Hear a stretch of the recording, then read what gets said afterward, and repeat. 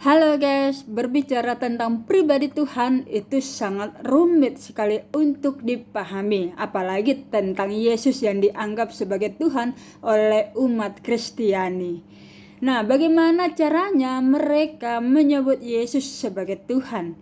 Kalau saya umpamakan seperti sebuah pulpen, ya. Allah itu roh di dalam Yohanes pasal 4 ayat 24. Sementara Yesus adalah tubuh dan dagingnya, darah dan dagingnya itu sebagai penebusan dosa. Nah, kalau saya artikan seperti ini. Pulpen, kalau kita keluarkan, ini disebut sebagai tinta dan ini sebagai tempatnya. Kalau ini saya umpamakan sebagai Allah, sementara Yesus, apakah berbeda? Mereka dua ini masih disebut sebagai pulpen. Sementara kalau dijadikan satu, tetap juga sebagai pulpen. Apa yang membedakan? Makanya di dalam Yohanes pasal 10 ayat 30, Yesus mengatakan aku dan Bapa adalah satu.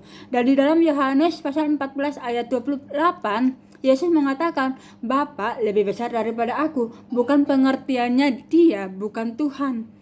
Yesus tetap Tuhan. Hanya saja dia berbicara tentang ini. Bapa lebih besar daripada aku.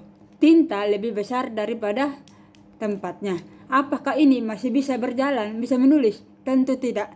Tetapi kalau misalnya Bapa ada di dalam Yesus Kristus, dia baru bisa bekerja. Dia baru bisa menjadi penebus dosa itu sendiri. Makanya bisa menulis, bisa dicoret-coret dan bisa menulis. Jadi itulah pengertian yang simpelnya tentang pribadi Tuhan. Saya hanya umpamakan sebagai pulpen.